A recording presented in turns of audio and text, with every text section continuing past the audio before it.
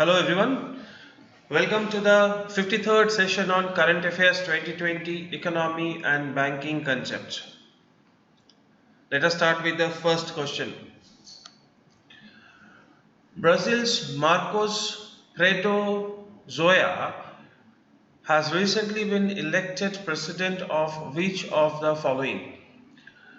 Options are World Bank, New Development Bank, Asian Infrastructure Investment Bank, International Monetary Fund, and Asian Development Bank. So the answer is New Development Bank. If you look at the other options, World Bank, the headquarter is in Washington DC. It is a group of five organizations.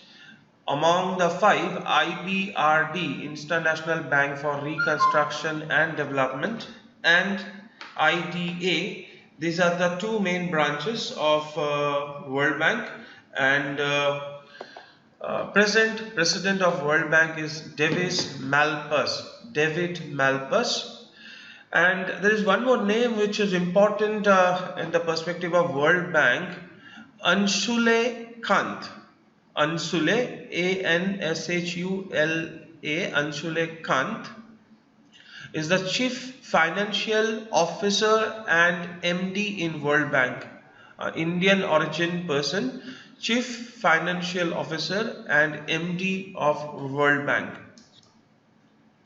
Asia Infrastructure Development Bank, AIIB, Asia Infrastructure Development Bank, AIIB, presently it has got 82 member states.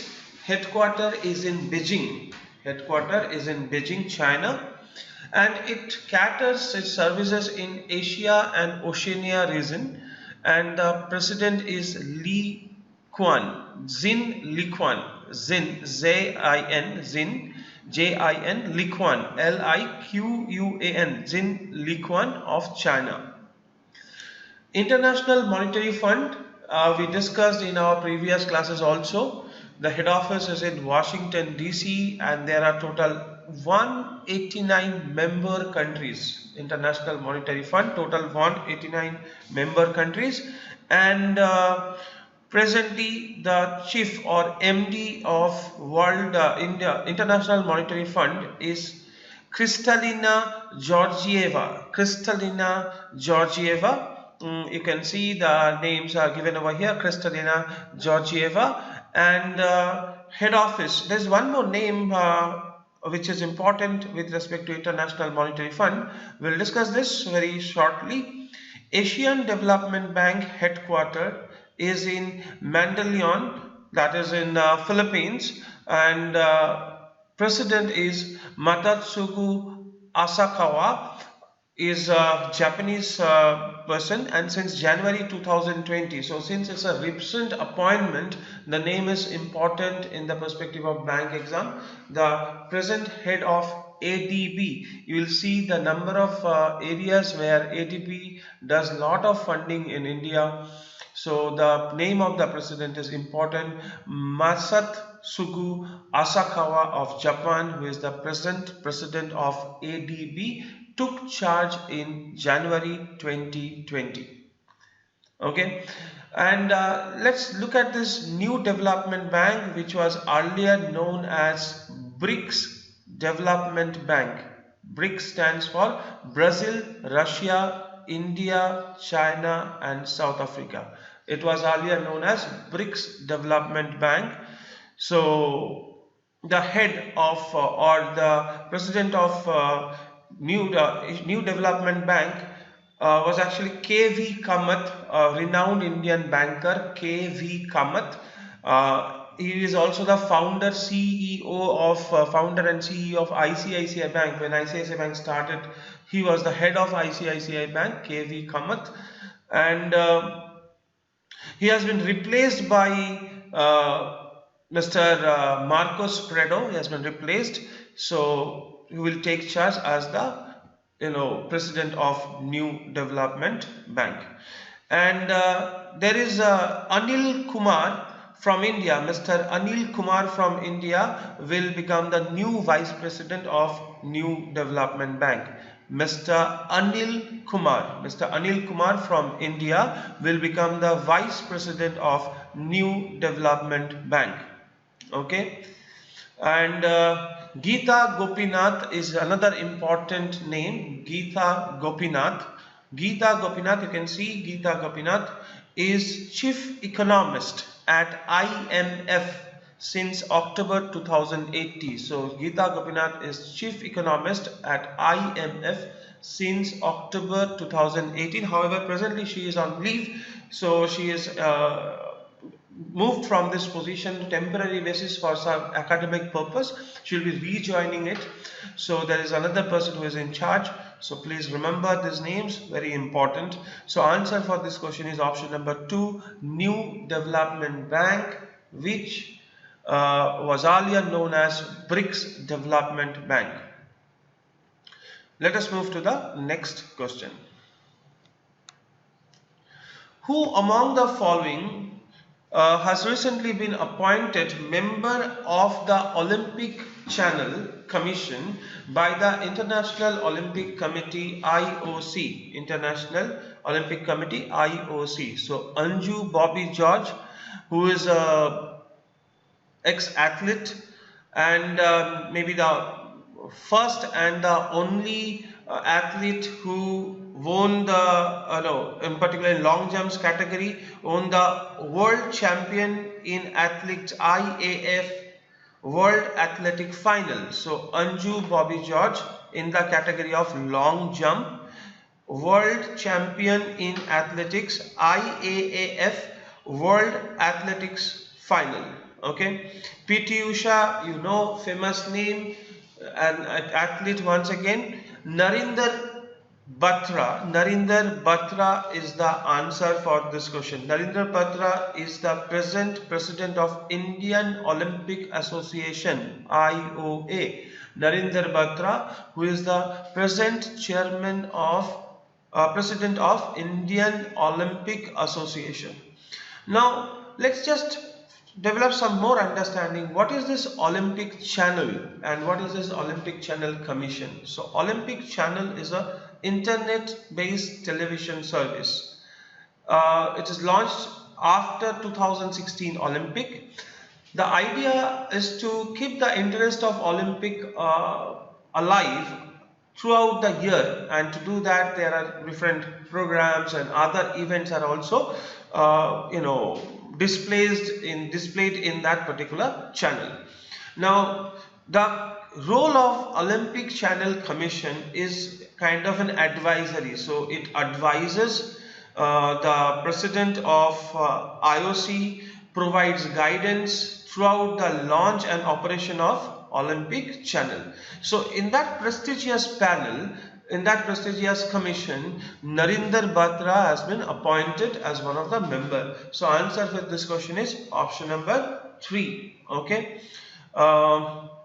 You know the rest of the names are Dilip Tikre and Dhanraj Pillai are ex-hockey players of India. Both of them played the role of captain of senior hockey team in India. So they are ex-hockey players of India. Okay, let us move to the next question.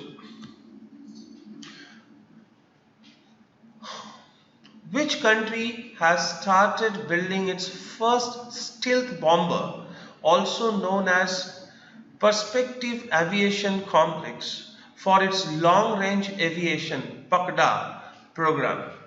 Now, stealth bomber means it's a aircraft which can shift to a stealth mode. That means when it travels, radar cannot recognize it. It cannot be recognized by the radars because of its shape, the design and the coating. It has got a special coating which could absorb the signals or radiations which is sent from the radar, and it will not be further reflected back. As a result, the radars will not be able to detect it. So the answer for this question is Russia. USA is already having this type of technology, and the answer for this question is option number 5, Russia. I hope you remember the president of Russia is Vladimir Putin. The other options are also very common names: Israel, PM Benjamin Netanyahu; China, Xi Jinping; USA is, you know it, Donald Trump; and North Korea, Kim Jong-un. Okay, let's move to the next question.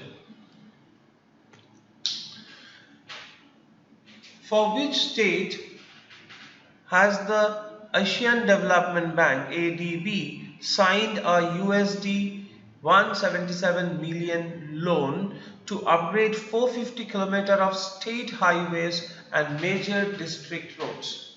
Now, we discussed in our first question that ADB provides a lot of grants to our country, and there are a number of areas where Asian Development Bank has given good amount of fund for development of infrastructure, particularly highway or maybe drinking water facility or sanitization development. The answer for this question is Maharashtra. So the agreement or the deal is signed between the Maharashtra government and ADB. So answer is option number 2, Maharashtra. Okay, let us move to the next question.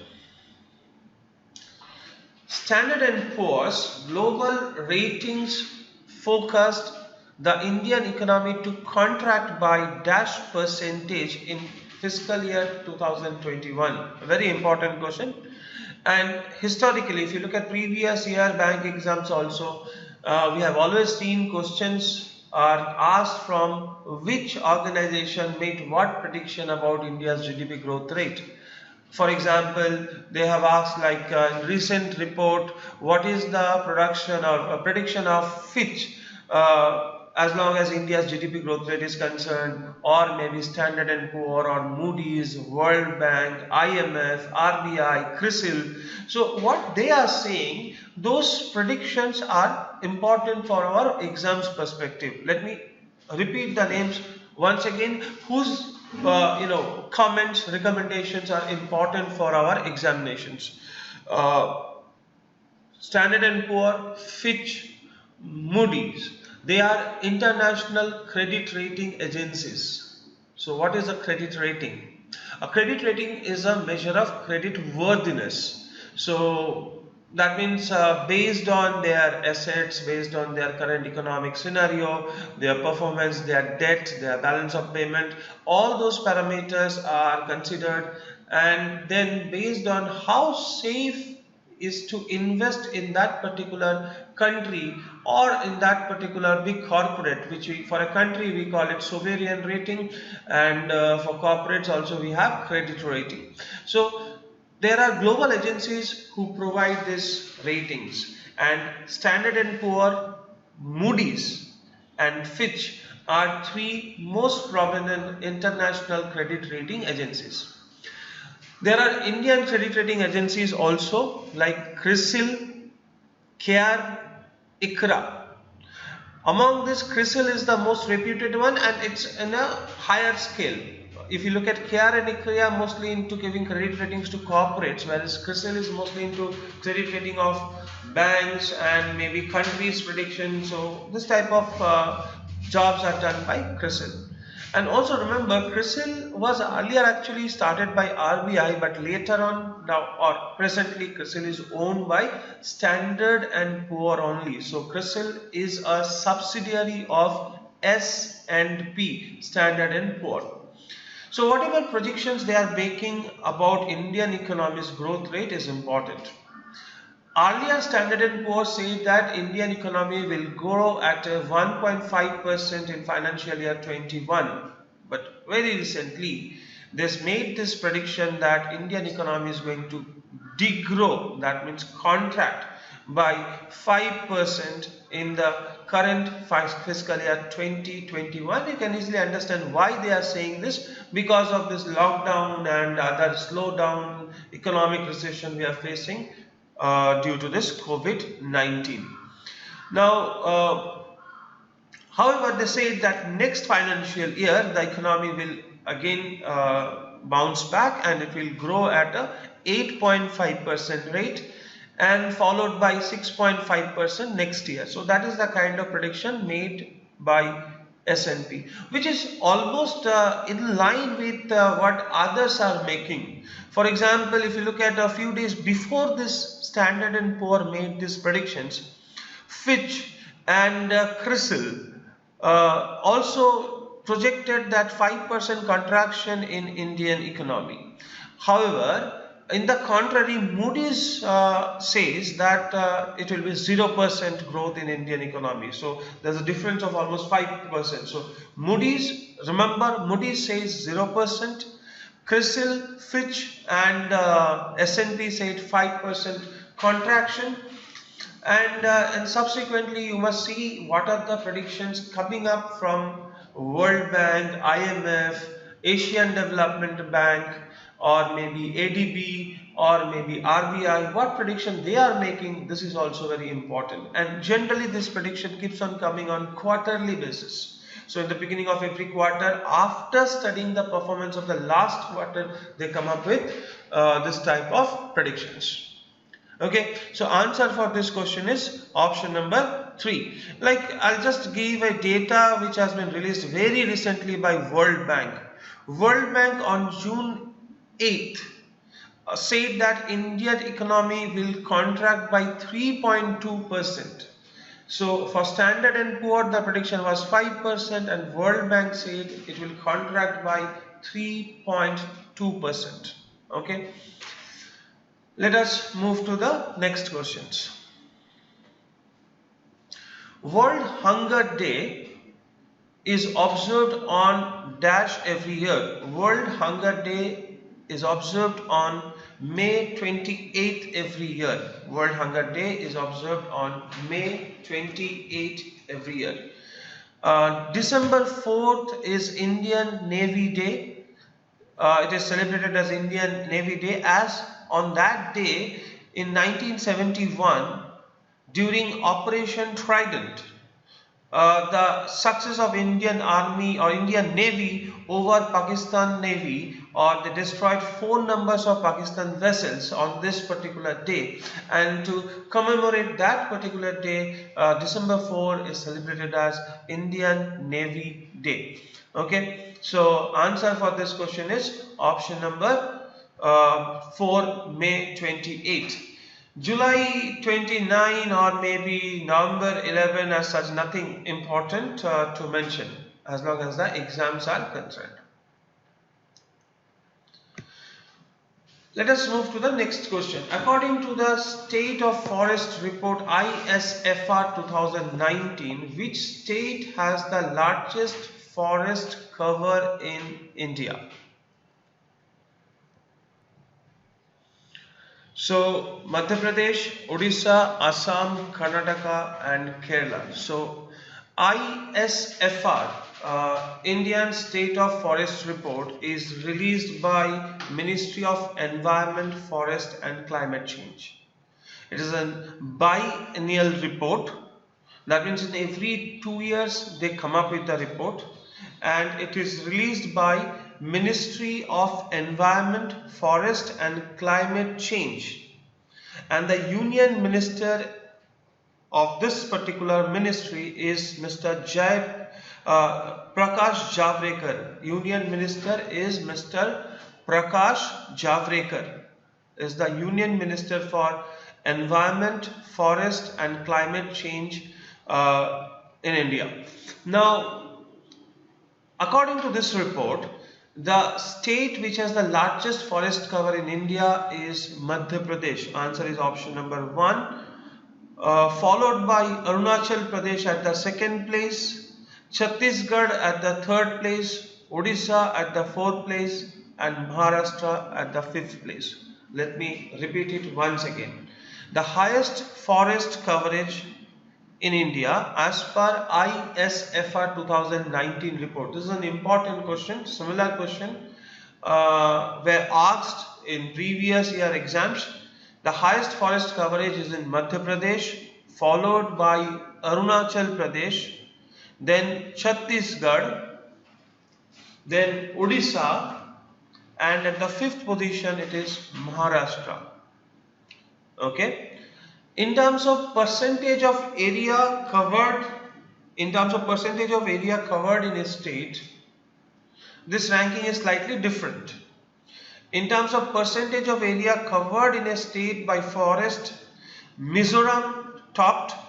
That means the highest percentage of area covered by forest in India is Mizoram, followed by Arunachal Pradesh, that followed by Meghalaya. So Mizoram followed by Arunachal Pradesh, that followed by Meghalaya. Okay, and one more data you must remember in this particular question. What is the total geographical area in India covered by forest? The total land area, what percent of the land area is covered under forest? The answer is 21.67 percentage of the geographical area is under forest area. 21.67 percentage of the total geographical area of India is under forest area. Okay, let us move to the next question.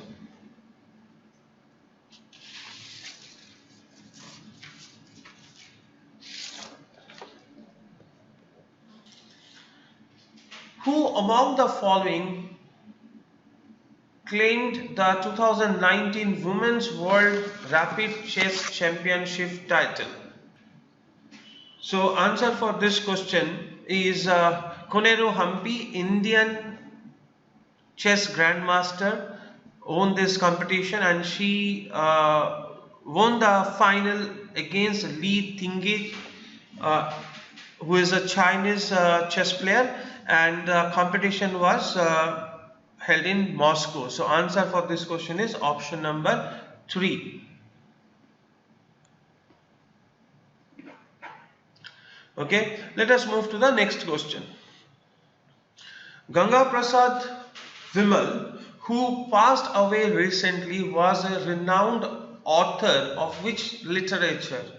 The answer for this question is Hindi. Ganga Prasad Vimal, who passed away recently, was a renowned Hindi author. Option number 3.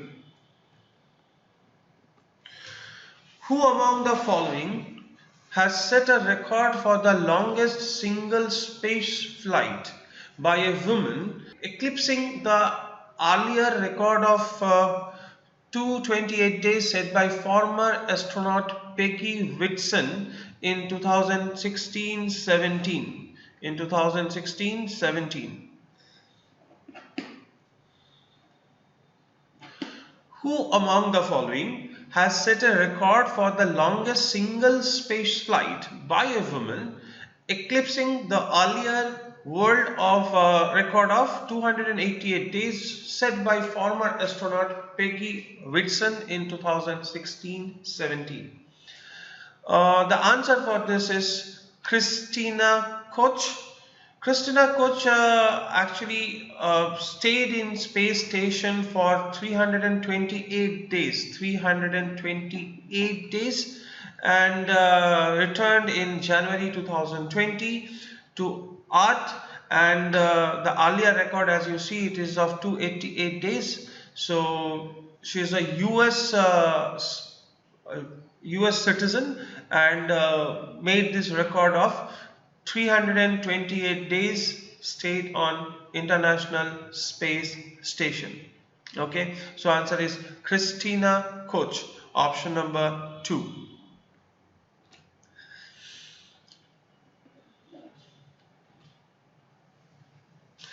With which bank has the Gujarat government signed a memorandum of understanding to facilitate the flow of credit in micro, small and medium enterprises? Sometime in clerical level exam they may ask, or they might have asked, what is a MOU? What does MSME stands for? So there's a special agreement signed between this bank and government of Gujarat to facilitate the flow of credit in MSME. The answer for this question is Bank of Baroda. Bank of Baroda is the answer for this. If you look at ICICI Bank, you know we discussed earlier the CEO of ICICI Bank is Mr. Sanjeev Bakshi. Sandeep Bakshi is the CEO of ICICI Bank, and SIDBI, the chairman is Mohammad Mustafa. SIDBI chairman is Mohammad Mustafa. HDFC is Mr. Aditya Puri, and State Bank of India is Rajneesh Kumar is the chairman of State Bank of India. HDFC CEO is Aditya Puri, and for Bank of Baroda and three other banks, these appointments are made in January 2020. So please remember it. These are very important. MD CEO of Bank of Baroda is Mr. Sandeep Chanda. Bank of India is Atunu Kumar Das, and Khandra Bank is Lingam Venkata Prabhakar. Now, the type of question you may face in bank exam is they may give a news and then they may ask the name of the CEO. For example, the way it has been asked here, what they can do, recently Gujarat government signed a memorandum of understanding to facilitate the flow of credit in MSME sector. In this context, who is the MD and CEO of Bank of Baroda? So this is a typical way in which a question can be asked in a bank exam. So please remember the names Atanu Kumar Das or A.K. Das and Lingam Venkat Prabhakar. And also remember who appoints it and who recommends it. So there's a Bank Board Bureau. Bank Board Bureau is there who is responsible for finding or headhunting the top positions in different banks, chairman if it is there, and MD and CEO for a particular bank, and after deciding or finding it, they recommend to the government and then government appoints it. So the answer for this question is Bank of Baroda. Okay, let us move to the next question. Who among the following persons chaired the first meeting of the Cabinet Committee on Investment and Growth, CCIG? Now this Cabinet Committee on Investment and Growth, let us understand what is this. Now this is a special committee set up by the Parliament to discuss and find out ways to encounter the economic slowdown. So it was actually before this COVID-19 pandemic took place, the first meeting held in December 2019, and the committee was formed with an objective to encounter the slowness or the lack of growth in Indian GDP. It was around 4.5%, and it was chaired by Narendra Modi. Now remember, cabinet committees are not constitutional committee. Mostly they are like extra constitutional committee. However, rules of business emerge out of Article 77(3) of the Constitution, which empowers the President to make rules to form such committees. You did not remember the article, I just mentioned as a reference, but please understand there are two types of committees you will come across. These names you should get familiar with. One is standing committee and the other is an ad hoc committee. So cabinet committee is like where the cabinet ministers will be there, and maybe one or two special MPs also will be there, and they will discuss. So there are two types. One is standing committee, which stays there and usually for some long lasting issue, and there are ad hoc committees which are temporary once the issue is resolved and the committee is also dissolved. Okay, and who makes the rule for this cabinet committees? Answer is President. President makes the rules related to the cabinet committees. Okay, who frames the committees or picks the committee members? President, a prime minister of the country. So this has been chaired by Narendra Modi. Okay, so cabinet committee on investment and growth. Let's move to the next question. I think you know the most of the names. Piyush Goyal is the railway minister. Narendra Modi, you know. Nirmala Sitharaman is the finance minister. Amit Shah is the home minister. And Nitin Gadkari is the Minister of Road Transport and Highways of India. Minister of Road Transport and Highways of India. Okay. Let us move to the next question. Which Indian American has recently been appointed the first woman Chief Technology Officer (CTO) at the US government's powerful Federal Communications Commission? So this is a technical post and she has become CTO at US government's powerful Federal Communications Commission. The answer is Monisha Ghosh. Monisha Ghosh. And if you look at the rest of the names, they are mostly some politicians who's of Indian origin based in USA. So answer for this question is option number 3, Monisha Ghosh. Looks like a very important one.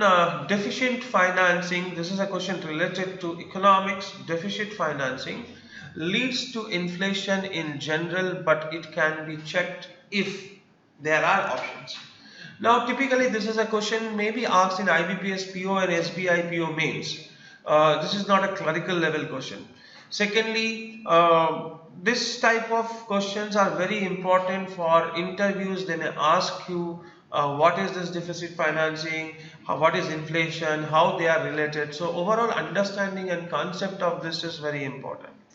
Now, what is deficit financing? Let me try to give you the understanding in very simple language. A deficit is nothing but difference between income and expenditure. That means if my income is suppose 20,000 rupees, but my desired income or the income which I have to do is suppose 25,000. So I have a deficit of 5,000. So I have two options now. One, I don't perform that extra expenditure of 5,000 and I limit myself within that 20,000, and that extra 5,000 for whatever it was allocated, I am not doing it, or I am not spending that amount. The second is, if I have to spend that extra 5,000 rupees, I have to get it from somewhere else. This action is called deficit financing. And now where from I can get it? I can bring it from my earlier savings, or I can take loan, or I can be asking for some grant, or maybe I can sell some of my existing asset. For example, if I have maybe a gold ornaments or something like that, I can sell it to get for deficit financing.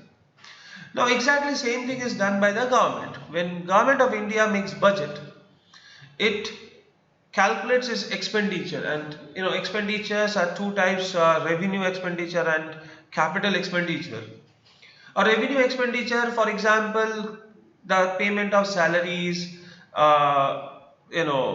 honorariums, and then scholarships, then stipends, or maybe direct benefit transfer to the some MG and Rega employees, or maybe subsidies. These are all kind of revenue expenditure. And there are capital expenditure where government generates some asset. There is some physical asset is constructed. These are some capital expenditure. Now once this is calculated, and there are also another type of expenditure which comes under capital expenditure only, where government pay loans, maybe principal and the interest, which they have borrowed earlier.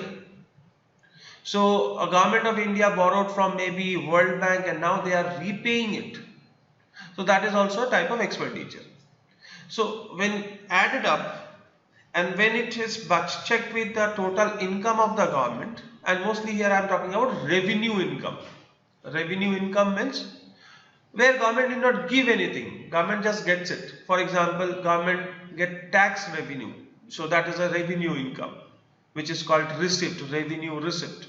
Stamp duty, license fee, all these are income for government or receipts for government, and there are expenditures for government. Now historically Government of India always had a deficit, that means the expenditure is more than income, which is in a way a necessary thing also, but it is something which is also have some evil effect. So you can say deficit financing, that means when Government of India falls short of its budget, that means its income is or receipt is less than it is expenditure, it has to borrow or it has to do something to bridge that gap. Now it has got some positive side as well as some negative side. It is something which is a necessary evil to have a good economic planning and to have a sustained growth, a planned growth. Deficit financing is a mandatory component. Now what happens? This deficit financing leads to number of things. Most importantly, it leads to inflation. How it leads to inflation? Quite obvious. If you see that example what I gave initially, I have 20,000 rupees, I could have lived within that 20,000 rupees. But now if I am borrowing 5,000 rupees, so I am spending extra 5,000 rupees. So I am spending more. While spending more, I am creating some extra demand in the market. And by creating extra demand in the market, what I am doing is I am going to create some inflation. So that's in a very small scale. But when government goes for deficit financing, it's in a very big scale. So for deficit financing, when government injects extra cash, so that leads to an inflation. That's why it says deficit financing leads to inflation in general, but it can be checked. If you look at the options, the answer is option number 1. It can be checked by government expenditure leads to increase in aggregate supply compared to aggregate demand. So let me explain it. Government fell short by say certain amount, say 10 lakh crores. As a deficit is 10 lakh crores and the government is revenue income or revenue receipt is X and expenditure is maybe 10 lakh crores extra. Now that 10 lakh crores, if government gives or if the government spends in the form of revenue expenditure, that means if government gives it to public as salary or maybe stipend or maybe scholarship or maybe direct benefit transfer or maybe pension, then obviously the people will go into the market and create extra demand and which will lead to inflation. But if instead that extra amount is spent to create or generate more supply, more aggregate supply, then obviously then the demand which will create, then obviously the inflation may not go up. So the focus and the planning where that extra money would be spent, that is very important, and that's why it says that it should spend its extra amount which it has generated or it has brought for the objective of deficit financing should be targeted to increase aggregate supply compared to aggregate demand, because if aggregate demand goes up, it has to be inflation. Okay. There are other impacts also of deficit financing which is somehow linked with inflation only. It will have adverse effect on savings, because as I gave an example, if I fall short of my income, so I'll take something from my savings and I'll spend, so the savings will get adversely affected. It will have an adverse effect on investment also. Inflation leads to demand of high wages. People will demand for, no, there's a lot of inflation, I need more wages. Trade unions will go for strike, no, I need an increase in salary. Bank employee unions goes on strike. So there will be a lack of efficiency, and the decrease in efficiency will lead to increase in business uncertainty. So people, outsiders will hesitate to invest in such an economic scenario. Inflation or this type of activity may increase in equality gap also.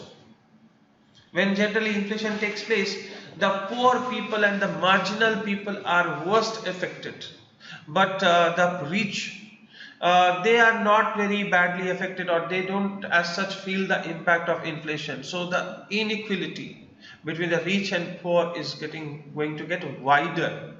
Poor so are going to become more poor, and the richest will become more rich. Then inflation will also lead to problem in balance of payment.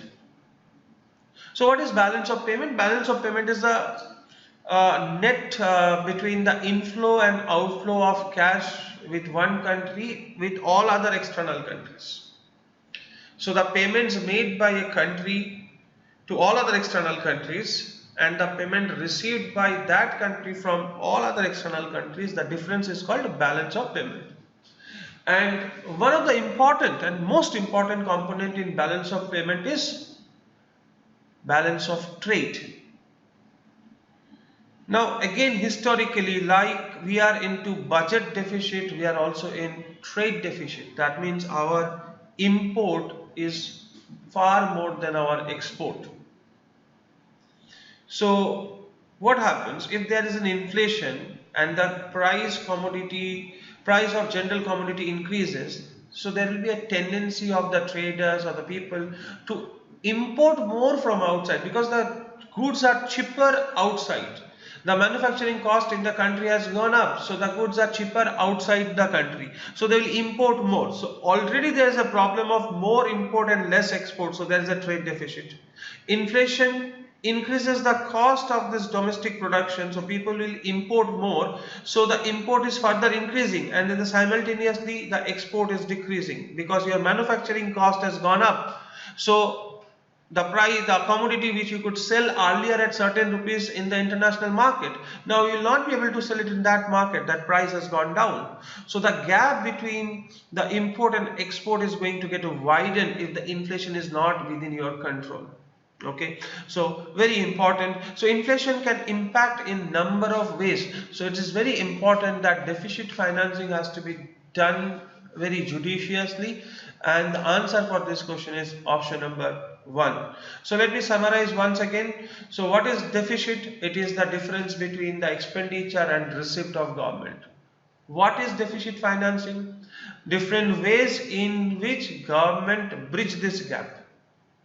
What are the different ways? Government can generate some money by disinvestment, selling its own shares, by taking loans from public or maybe foreign entity, by printing more currency, or maybe by taking some amount from its own savings.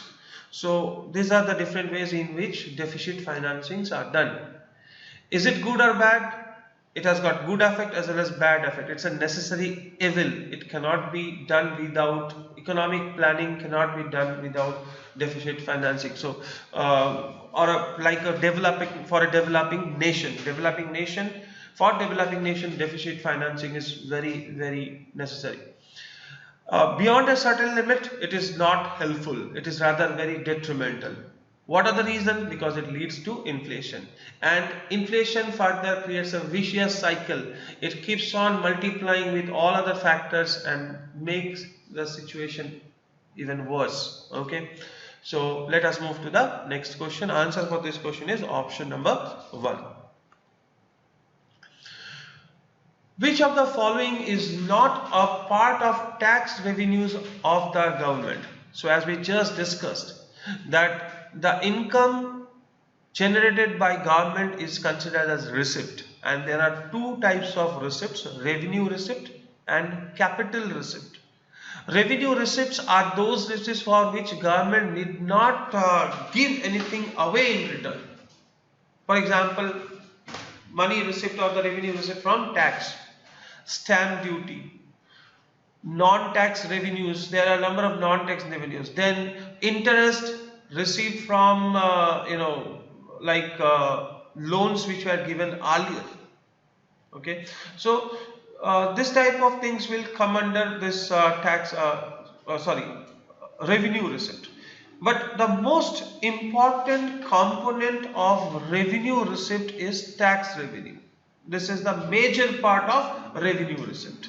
And if you look at the tax revenue, GST is a tax revenue, income tax, corporate tax, custom duties, the duties paid during export or import all comes under tax revenue. However, interest received are not tax revenue. Interest receipts are not tax revenue. Interest receipts for the government. Now, what is this interest? Bank is not a government is not a bank, but government also gives loan to some other areas. In that case, government may give a loan to other country or maybe a state or some other corporate. In that case, the interest received by government is a non-tax revenue. Okay, let's move to the next question. What amount has recently allocated by Union government for the projects which include setting up of 1023 fast track courts under the Nirbhaya Fund? We know that for a country like India with a lot of pending court cases, there's a need of fast track courts, which will be an entirely different model altogether. So to do that, under Nirbhaya Fund, government has allocated 7,000 crores to set up 1023 fast track courts. So answer is option number 2, 7,000 crores. Which among the following became the first country to recognize Indian Pharmacopoeia IP, an official book of standards for drugs manufactured and marketed in India in terms of their identity, purity and strength? Now, Indian Pharmacopoeia is an officially recognized book of standard. Like whatever drugs are manufactured in India and marketed, it has to abide by the guidelines and standards mentioned in this particular book, Indian Pharmacopoeia. But this is the first time where an external country has also adopted this particular guidelines. Generally, the countries who do not have their own such guidelines, they adopt this system of maybe some European nation and mostly the USA guideline. But if you look at Afghanistan is the answer, the first nation who has adopted or recognized Indian Pharmacopoeia to implement it in their own country. So answer is Afghanistan, option number 4. As long as the national leaders of the states are concerned, for Sri Lanka, President is Gotabaya Rajapaksa. Prime Minister is Mahindra Rajapaksa. Gotabaya Rajapaksa is the President and Prime Minister is Mahindra Rajapaksa. For Pakistan, Prime Minister is Imran Khan and President is Arif Alvi. Arif, A-R-I-F, Alvi, A-L-V-I. Malaysia is important recently. Mahathir Mohamad, 94 years aged, Prime Minister of Malaysia, the oldest Prime Minister of any of the country, who has been recently dethroned, and the king has appointed an incumbent Prime Minister, Muhyiddin Yassin. Muhyiddin Yassin is an incumbent Prime Minister of Malaysia. However, there is a claim made by Mahathir Mohamad that he still has a majority of the support. So there is an ongoing process. So, but keep a track. By the time the exam will come, so there would be a full-time Prime Minister of Malaysia. For Afghanistan, the President of Afghanistan is Muhammad Ashraf Ghani. Muhammad Ashraf Ghani, President of Afghanistan, Muhammad Ashraf Ghani. And Indonesia is Joko Widodo. Joko, Z-O-K-O, Joko Widodo, W-I-D-O-D-O. Joko Widodo, the President of Indonesia. There is no Prime Minister in Indonesia. This post has been removed from their constitution. So Joko Widodo. Let us move to the next question.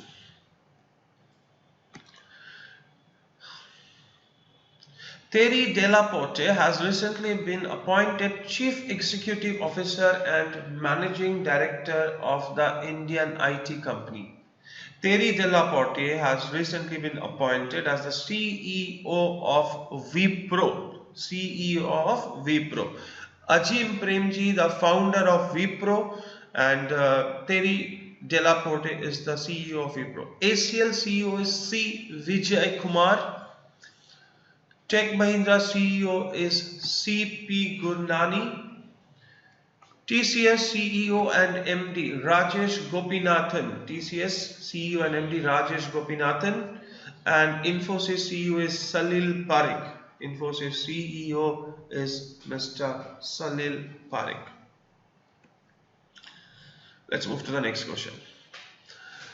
Mr. Ajit Jogi, who passed away recently, was the former Chief Minister of Ajit Jogi, who passed away recently, was the former Chief Minister of Chhattisgarh.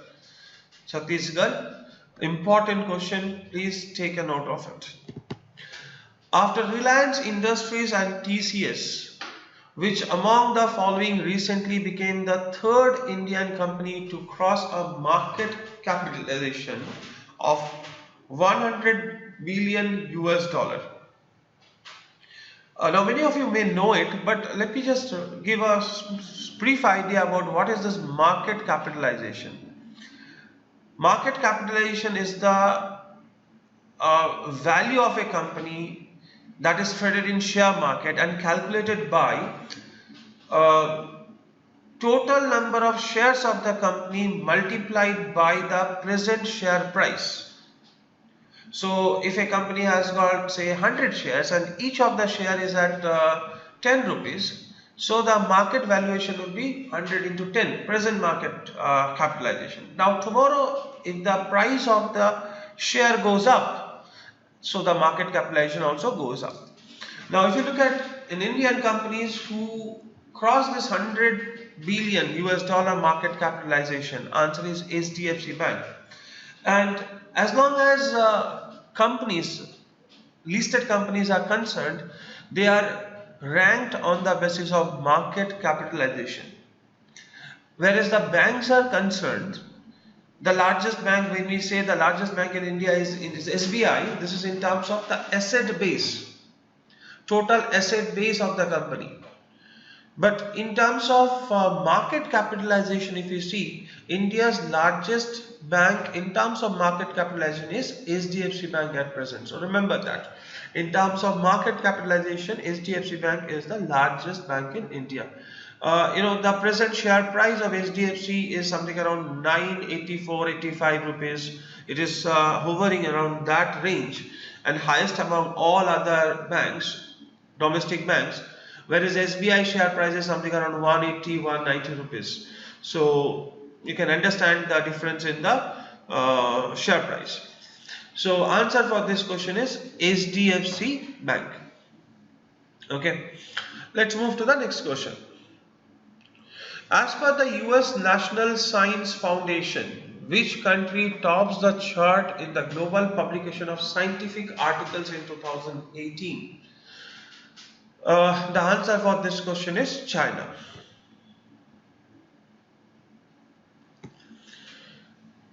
India's first waste exchange program was launched in. This was launched in the 2020 in the month of January, December, January. It was like first waste exchange program means they have launched a website where waste garbage can be sold as well as can be purchased. Waste management companies can purchase from there and use it for their further processing. The answer is Chennai. And recently a similar project is also launched by the Andhra Pradesh government as well. So Prime Minister Jagmohan Reddy, who has inaugurated this program. But the first one is in Chennai. Option number 3.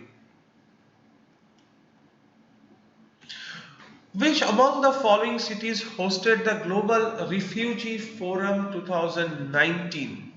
Global Refugee Forum is a forum where it discussed about the issues of refugee following a lot of international conflicts, the Middle East problem, ISIS issue, and all this has pushed a lot of migrants in European nations and maybe Asian nations. And in that perspective, this particular global forum was very important. The answer is Geneva, option number 3. Who among the following won the DSC Prize for South Asia Literature 2019 for his or novel Half the Night is Gone? DSC Prize for South Asia Literature 2019. The award goes to Amitabh Bagchi. The award given to Amitabh Bagchi. Rajkumar Jha is chief editor of Indian Express, and also author of 5 to 6 novels which are internationally recognized. The most recent novel of Rajkumar Jha is The City and the Sea.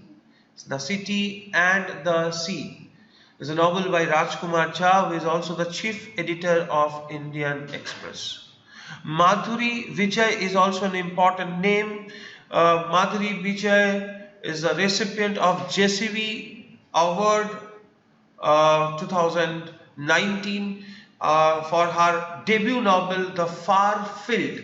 Madhuri Vijay JCV Award in India, which is the most highest award in terms of the amount of money given in the award, JCB Award, and it was given to Madhuri Vijay for her first novel, debut novel, The Far Field. The Far Field. Okay. Let us move to the next question.